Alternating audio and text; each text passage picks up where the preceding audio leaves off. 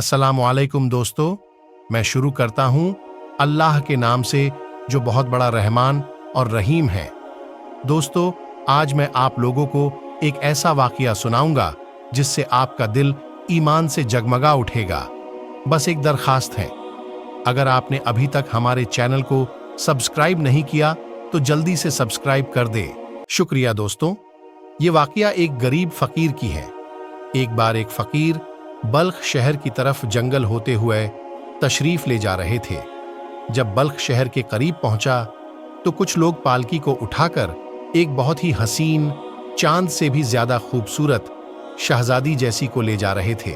जूं ही फकीर की एक नजर उस शहजादी पर पड़ी तो फकीर का दिल मचल उठा और देखते ही मोहब्बत हो गई। फकीर ने वहां लोगों से पूछा कि यह शहजादी कहाँ की है, किस बादशाह की लखते जिगर हैं? तो लोगों ने कहा कि यह दुनिया की सबसे हसीन शहजादी है जो बल्ख के बादशाह की दोशीजा है। फकीर किसी तरह बादशाह के महल में पहुंचा और महल में लोग अपनी अपनी शिकायत लेकर आते थे।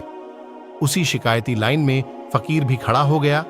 जब बादशाह ने फकीर से पूछा कि बताओ तुम्हारा क्या मसला है, फकीर ने बड़े अदब और एहतराम से जवाब दिया कि बादशाह सलामत, मैं जिस बात को बताना चाहता हूं वो लोगों के सामने बता नहीं सकता। कुछ देर के लिए अपना वक्त दे। जिस वक्त मैं और आप हो तो बादशाह ने फकीर की बात को तस्लीम कर लिया और जब एकांत हो गया तो फकीर ने कहा कि बादशाह सलामत, मैं आपकी लखते जिगर और बल्ख की शहजादी से निकाह करना चाहता हूं और निकाह का पैगाम लेकर आया हूं। यह बात सुनते ही बादशाह गुस्से से आग बगुला हो गए और कहा कि तुम्हारी ऐसी जुर्रत की तुम मेरी बेटी के लिए निकाह का पैगाम लेकर आए हो। बादशाह के पास एक मुफ्ती था। उस मुफ्ती ने कहा कि इस्लाम में कोई भी किसी को निकाह का पैगाम दे सकता है। फिर दरबारियों और बादशाह ने सोचा कि इसको ऐसा कुछ शर्त दिया जाए जिसको यह पूरा न कर पाए। बादशाह ने कहा कि जाओ और एक स्याह यानी काला मोती लेकर आओ जो अभी तक किसी को नहीं मिली है और यह पहाड़ों के अंदर मौजूद होता है। फकीर अल्लाह पर यकीन करते हुए बलख के पहाड़ की तरफ रवाना हो गया और जब पहाड़ पर पहुंचा तो पहाड़ की खुदाई शुरू कर दी और बहुत देर खुदाई करने के बाद कुछ नहीं मिला। फाइनली एक पहाड़ का टुकड़ा नीचे गिरा। जब गिरा तो इसके नीचे स्याह मोती मिला। फिर बहुत अल्लाह का शुक्र अदा किया। फिर महल आया और बादशाह से मिलने के लिए इजाजत मांगी। जब मिला तो उस स्याह मोती को सबके सामने लाकर रख दिया और सब लोग हक्का बक्का हो गए। ये देख करके ऐसा आज तक किसी ने नहीं कर पाया जो इस फकीर ने कर दिखाया। आखिर बादशाह ने कहा कि और एक शर्त पूरा करो, जाओ और समुंदर से सफेद 2 मोती लेकर आओ। बेचारा फकीर परेशान हो गया लेकिन हिम्मत को पस्त नहीं किया और फिर अल्लाह पर यकीन करते हुए निकल गया और समुंदर में जाकर पानी को बाहर की जानिब फेंकने लगा। लेकिन जब पीछे देखता जैसा पानी पहले था उसी तरह दिखता। फिर अल्लाह से दुआएं करने लगा और रोने लगा। फिर समुंदर में एक तूफान आया और एक लहर ने बहुत सारे मोतियों को समुंदर के किनारे गिराकर चला गया। फिर इन सारी मोतियों को बादशाह के दरबार में लेकर हाजिर हुआ। जब दोबारा इन मोतियों को लाकर हाजिर कर दिया तो पूरी दुनिया हैरान रह गई।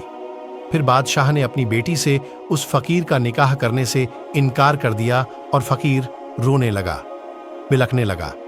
इतने में एक खादिमा आई और बोली कि हमारी शहजादी की तबीयत बहुत खराब हो चुकी है। जब लोग गए तो उसकी बॉडी पूरी ठंडी हो गई थी। लोगों ने कहा कि शहजादी का इंतकाल हो गया। फिर लोग शाही कब्रिस्तान में उस शहजादी को दफन किया गया। रात में फकीर उस कब्र के पास जाता है और कब्र को खोदता है। जब खोदा तो लाश को घर लेकर आया और अल्लाह से दुआ करने लगा। इतने में एक सफेद कपड़े पहने एक बुजुर्ग आदमी आया और देखा कहा कि शहजादी जिंदा हैं। फिर बुजुर्ग आदमी ने शहजादी के नाक में एक दवा छिड़का और शहजादी छींक कर उठ गई और बोली कि मैं कहाँ हूं। तो सारा वाकया को सुनाया कि क्या किया हुआ। फिर उसी वक्त निकाह हुआ और फिर फकीर और शहजादी दोनों एक साथ रहने लगे। 4 साल बाद एक दिन बादशाह ने एक बच्चे को देखा और उस बच्चे को देखते रह गया। आना पड़ा लेकिन उसकी मां देखकर दंग रह गई कि उसकी बेटी कैसे जिंदा हो सकती है। لیکن آخر یقین ہو ہی گیا کہ شہزادی زندہ ہیں اور بچہ شہزادی کا ہے۔ پھر سارا واقعہ سنایا، لوگ حیران رہ گئے۔ پھر اس فقیر کا بہت اچھے طریقے سے ویلکم کیا گیا، اور وہ فقیر بلخ کا اب والی عہد تھا۔ تو دوستوں، ہمیں ہر حال میں اللہ پر یقین رکھنا چاہیے۔